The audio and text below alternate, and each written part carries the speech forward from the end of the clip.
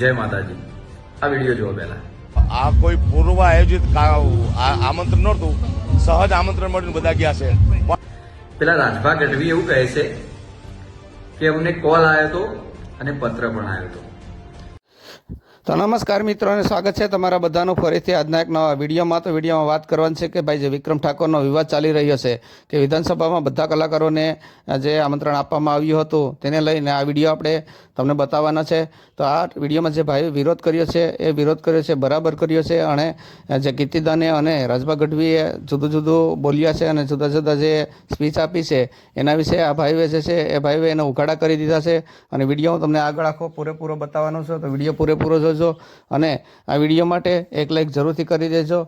અને રાજભા ગઢવી કે જે છે કીર્તિદાન ગઢવી વિશે તમને શું લાગ્યું તે કોમેન્ટ કરીને જરૂરથી જણાવજો અને વિડીયોને લાઈક જરૂરથી કરીને જાઓ જોઈએ. આ કલાકાર મિત્ર એવું કહે છે કે અમને સહજ આમંત્રણ હતું.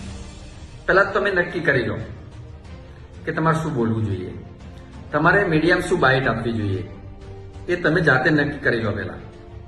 બીજું, તમે કેટલા ડાયા છો એ અમે જાણીએ છીએ. બીજું, ગુજરાતમાંથી દરેક સમાજના દરેક કલાકારને સાહેબ એક લીધા હોત ને તો એ ગૌરવની વાત હતી, તો એ આનંદની વાત હતી. બીજું, આજે અમારા ગુજરાતી સુપરસ્ટાર સાથે આ અન્યાય થયો છે. તો ભાઈ તમે જોયું ને કે આ ભાઈ બોલી રહ્યા છે, તેણે કીર્તિદાન ગઢવી અને રાજભા ગઢવીને આ ઉઘાડા પાડી દીધા છે અને એના વિશે મન પડે એમ બોલ્યા છે અને બરાબર બોલ્યા છે. કેમ કે રાજભા ગઢવી એમ કહે છે કે ભાઈ અમને આમંત્રણનો કોલ આવ્યો હતો અને કીર્તિદાન કંઈક છુપાવતા હોય એવું લાગે છે અને એમ કહે છે કે ભાઈ આ તો સહજ આમંત્રણ હતું ને ઓચિંતાનું બધું થયું ને બધી પોતાનું ટૂંકમાં છુપાવવા માગે છે, પણ કાંઈ છુપાવવા રહેવાનું નથી.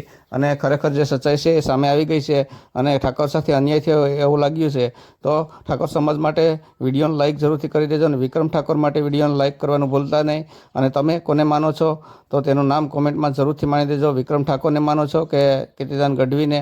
તો તમને કોણ સારું લાગે છે કોમેન્ટ કરી અને તમારી રાય જરૂરથી આપજો અને વિડીયોને લાઇક જરૂરથી કરી દેજો. પરિણામ શું આવશે એ તો ખબર નથી, પણ અમે સમગ્ર ઠાકોર સમાજના તમામ કલાકારો અમારે ભાઈ વિક્રમ ઠાકોર જોડે છીએ હંમેશા અને રહીશું.